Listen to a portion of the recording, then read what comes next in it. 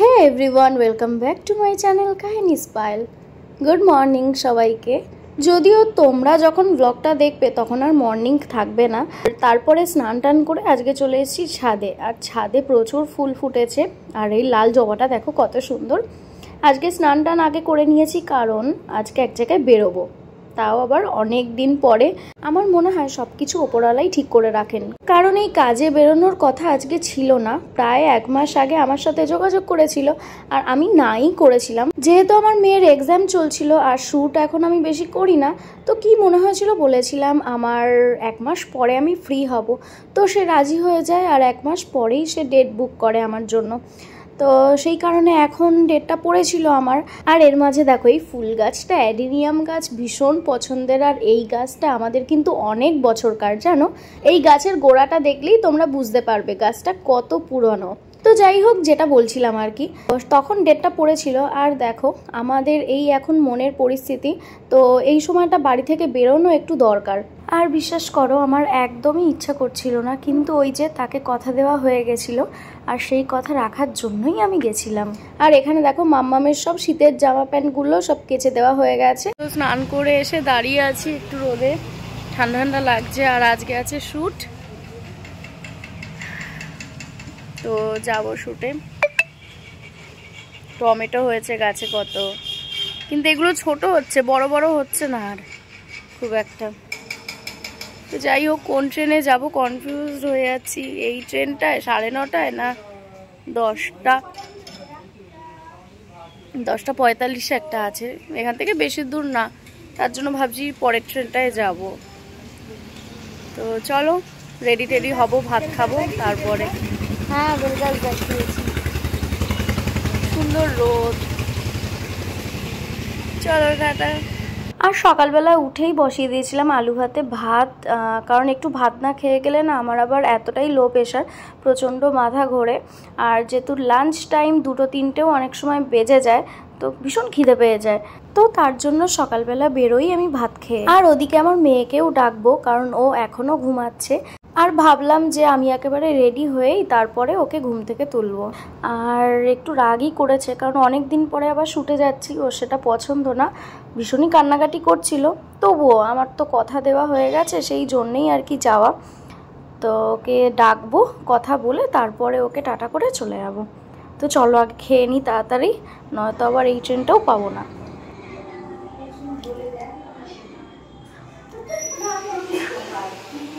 তো কালকে আর তো কোনো ব্লগ করতে পারিনি কালকের পরে,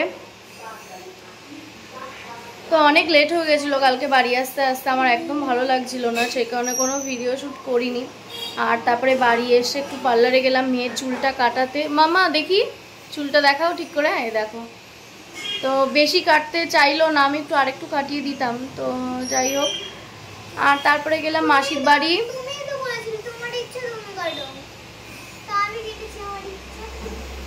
আর তারপরে গেলাম মাসির বাড়ি, নেমন্তন্ন ছিল, মাম্মাম গেছিল দুপুরে, ওখানে খেয়েছে থেকেছে। আবার রাতের বেলা আমি গেলাম, আমি একটু খেলাম আর বাড়ি এলাম। আর তারপরে কোনো কিছু শেয়ার কালকে করিনি। আর আজকে দেখো আমরা ব্যাগপত্র গুছিয়ে নিয়েছি, এখানে যাচ্ছি আমার মাসির বাড়ি, দাদা আসছে নিতে। হঠাৎই ঠিক হয়েছে, সকালবেলা ব্যাগ ট্যাগগুলো গোছালাম, তাই এখন যাচ্ছি। বেশি দিনের না, 2 দিন কি 3 দিনের জন্য যাচ্ছি। বসন্তপুর যাচ্ছি, ওখানে আমরা দুটো মেয়ে আর 2টো ছেলে আছে। আমরা 4জন ভাই বোন, দাদা দিদি মিলে খেলবো, অনেকজন একটু খেলার সঙ্গী পাবো। তো আমরা তো রেডি হয়ে গেছে, আর আমি ওখানে গিয়েই স্নান করবো, কারণ রাস্তা দিয়ে যাব, ধুলো বালি আর শ্যাম্পু করতে হবে, যেহেতু চুলের অবস্থা বুঝতেই পারছো কি বেহাল অবস্থা আমার। তো এখানে রেডি হয়ে গেছে সবকিছু। আর সাথে যাচ্ছে আমার দাদামণি, যে আজ যাবে মাম্মামের স্কুটি। দাদা এই যে আমার মামাই যাচ্ছে আমাদের সঙ্গে। মামাই বাড়ি বসে থাকবে একা একা, কেন? মামাই খুব ঘুরতে যেতে ভালোবাসতো। আর হচ্ছে নিয়ে যাব মাম্মামের স্কুটিটা, ওখানে বললো চালাবে গিয়ে। তো চলো দাদা আসলে বা যখন বেরোবো তখন তোমাদের সাথে শেয়ার করব ভিডিও। Good morning. তো কালকে কোনো ব্লগ করা হয়নি, বা চলে এসেছিলাম মাসির বাড়ি। আর আজকে সকাল থেকে ব্লগ স্টার্ট করলাম। আর এই যে ঘুম থেকে উঠলাম একটু আগে, এখনো মাম্মাম কিছু খায়নি, খাবে। আর সব থেকে মজার জিনিস আজকে একটা দেখাবো। আমার দাদার ছেলে যাবে স্কুলে, স্কুলটা এখানে বাড়ি আর স্কুলটা হচ্ছে এর অপোজিটে। দেখো রেডি হয়ে দাঁড়িয়ে রয়েছে, স্কুলে যাবে স্যার। চুল আছে জাস্ট 5 মিনিট, মানে ঘন্টা পড়ার আগে জাস্ট যায়। 2 মিনিট মানে পার হতে যতক্ষণ দেখাই বাড়ি। আর এইটা হচ্ছে স্কুল। সবাই চলে এসছে, শুধু একটা মেম্বারই বাকি স্কুলের, সেটা হচ্ছে আমাদের প্রনীল দাস। এখন অনেক মেম্বার বাকি। যখন স্কুলে প্রেয়ার লাইন ছিল আমাদের একটা লক্ষ্মী ভদ্র ছেলে কিছু শীতে করে চুল আঁচড়াচ্ছে। এর ক বছর পরে আবার উল্টে দেবে।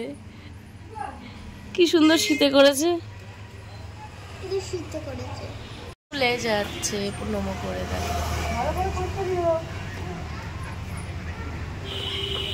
বাবা দিয়ে আসছে। সামনে এসে দেখা গেছে তোমাকে। হ্যাঁ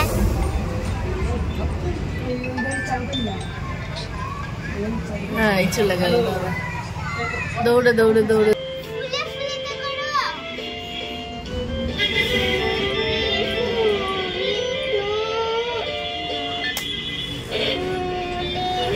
আর এই জিনিসটা কাহিনীর এতই পছন্দ হয়েছে, আগের দিন আসার পর থেকে হাতে পেয়েছে আর এখনো অবধি সমানে গান করে যাচ্ছে। এবার মেয়েটাকে খাওয়াবো। আর একটা কথা কি জানো তো, আমার না এখানে আসার পর কোনোই কাজ করতে হয় না, যাওয়া মেয়ের পিছনে টুকটাক কাজ থাকে সেটাও করে দেয় আমার পিউদি। এই যে বলতে না বলতেই দেখো এক্ষুনি খাবার চলে আসবে।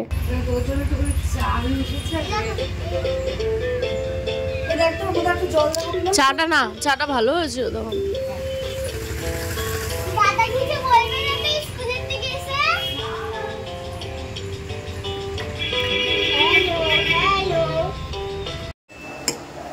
আমরা এখন ভাত খাচ্ছি। আর চলে গেলি কেন? আর আজকে আমাদের হেয়ার ট্রিটমেন্ট হবে, আমার পিউদির, মাম্মামের হয়ে গেছে, আজকে মাম্মাম দেবে না। তো এখানে দেখাই হেয়ার ট্রিটমেন্টে কি কি দিচ্ছে, দাঁড়াও। এখানে আছে এরম অবস্থায় কি কি আছে বলবো না, আগে আমাদের চুল টুলগুলো কেমন হয় দেখি, তারপরে তোমাদের সাথে শেয়ার করব। তো এগুলো এখন অনেক কাজ আছে, ফোটানো হবে অনেক কিছু দিয়ে। তো চলো দেখতে থাকো, আর রেজাল্টটাও কেমন আসে সেটাও দেখাবো। চুলের অবস্থা আর এটার পরের তো আরো অবস্থা খারাপ, ওটা আরো রাফ। আমারটা এত কিছু করে ড্যামেজ, তার উপর ওরটা আরো বেশি রাফ, কিছু করে না তো আমারটা ঝাঁটা হয়ে গেছে। তো এইটা করার পর দেখাবো কেমন হলো চুলের অবস্থাটা, দেখো।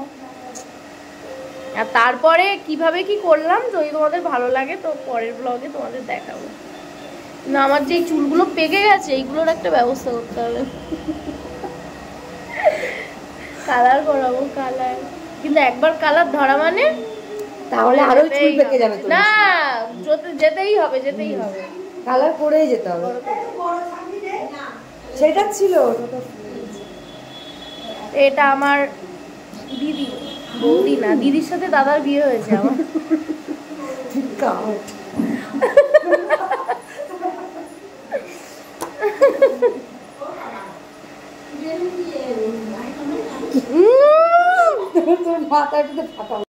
যা দেওয়ার সবকিছু দিয়ে তারপরে বসিয়ে দিয়েছি এটা গ্যাসে, টকবক করে ফুটবে কিছুক্ষণ, তারপরে এটা এরকম আসবে। তারপরে এটা ছেঁকে নিতে হবে, ছেঁকে নিয়ে যে থিকনেসটা বেরোবে তো সেটাই হেয়ারে অ্যাপ্লাই করতে হবে। তো এর মধ্যে কি কি আছে অবশ্যই বলবো, যেহেতু আমি ফার্স্ট টাইম ইউজ করছি। এর পরের ভিডিওতে তোমাদের সাথে অবশ্যই শেয়ার করব। আর এটা সত্যিই কাজ করে, কারণ আমি ইউজ করার আগে আমার মাম্মামও ইউজ করেছিল, তখন ওর কাছ থেকে দেখেছিলাম এতটাই চুলের টেক্সচারটা চেঞ্জ হয়ে গেছিলো, যেমন সিল্কি শাইনি স্মুথ ভীষণ একটা চেঞ্জ হয়ে গেছিলো। তো সেই জন্য মানে আমি আর কি ভাবলাম না দিয়ে দেখি কি হয়। আর ঠিক এই কারণেই আমি নেক্সট ব্লগে তোমাদেরকে বলে দেবো কি কি ছিল এর মধ্যে, কারণ নিজের ওপর আগে না দেখলে তোমাদেরকে আমি বলবো না। আর এরপরে দেখো আমার মেয়ে যেই দেখেছে আমাকে মাখিয়ে দিচ্ছে আমার মা, ওর প্রচণ্ড কান্নাটা রীতিমতো দেখো আমাকে পুরো ছুটিয়েছে।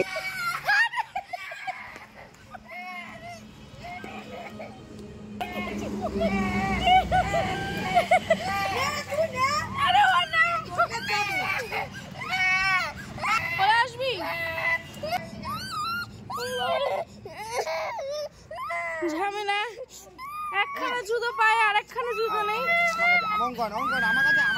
বাবা রে,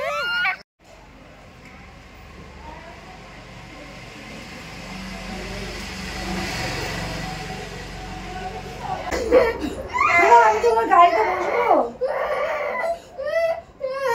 তোর ছেলে নাকি বাইক কিনবে। আমি পাইলে বলেছিলাম যে আমি তারপরে অনেক সাধ্য সাধনার পরে তাকে থামানো গেছে। আর কান্নাটা করার কারণ হলো আমাকে কেন মাখিয়েছে, আমার চুল আমার স্কিন যেন ভালো না হয় ওর থেকে, সেটাই ওর কান্নার কারণ। আর তাকে বলা হয়েছে সবথেকে ভালো জিনিসটা তাকেই মাখানো হবে, সেই জন্য চুপ করেছে। আর আমরা পরপর লাইনে ছিলাম, আমার পরে পিউ দিয়েও বসে গেছে।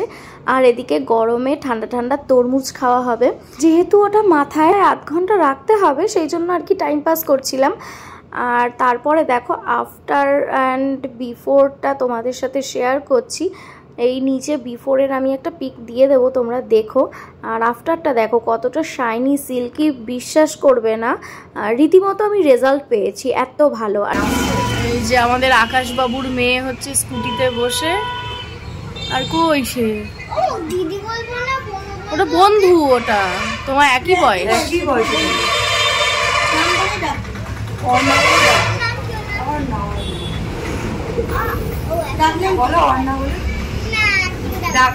কিন্তু তুমি ডাকো ওকে, ডাক নামে বলছি টি পি না টি কি বলো, টি টি ঠিক ডাক। আর আর ওই বাড়ির সবাই পালক বলে। হ্যাঁ হ্যাঁ পালু, পালক। হয়তো দাদা আসছে, তাহলে আমি বলবো ময়ূর। তুমি পাখি বলে আসছে আমাদের রাজপুত্র